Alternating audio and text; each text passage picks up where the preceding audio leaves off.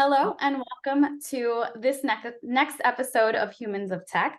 Today with us, alongside me, I have Kelly Posda and Matt Coatney. I can't tell you how excited we are to have Matt on this call with us today. He is CIO of a law firm. In his own words, he is a lifelong geek and eternal optimist.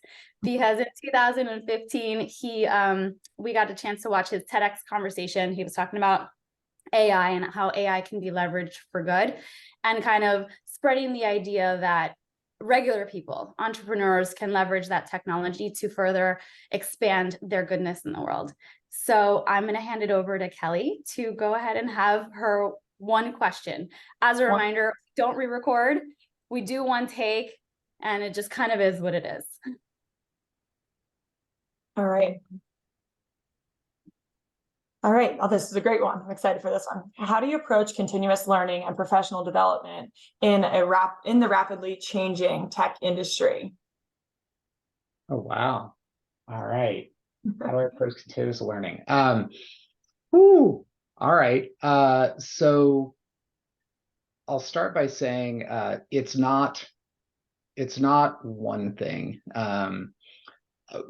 A lot of it boils down to the notion of having a growth mindset, which is something I've developed over time, and it can be developed. And I really encourage in my kids and my teams and really anyone else. So for me, it just sparks with curiosity and trying new things. The TEDx talk was a bucket list item because I was terrified of public speaking as a kid. So I was like constantly like chipping away at bigger conversations, bigger groups to get used to that so that I could ultimately stand in front of a stage in front of like hundreds of people.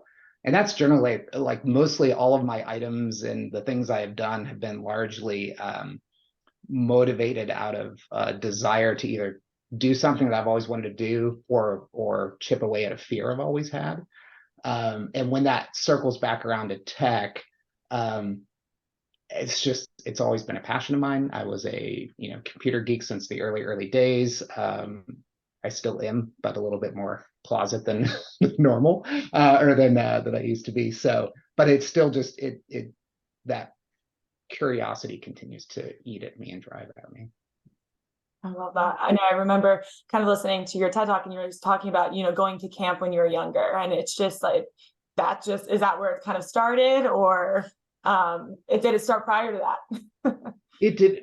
Yeah, I think and I see it in my 12-year-old now, because our middle child is just like, he's a spitting image of me. And yeah, it's just this like itch to try things and to build things and sort of tinker. And yeah, that was with me for as long as I can remember. I mean, little first memories I have is of that. And I love my parents were great at humoring me. So I try to do the same. It's like, yeah, sure. Let's mix these two things together and let's do it outside in case it explodes. But yeah, I think that was huge for me. They never sort of tried to contain it too much or to constrain it, and that freedom really helped. So I've tried to instill that in our kids as well.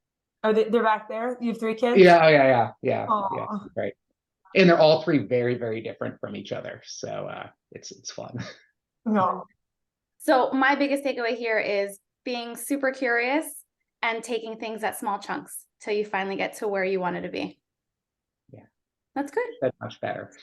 Yeah, very good. Well, thank you so much for being on this. Thank you, and thanks for doing this. It's wonderful.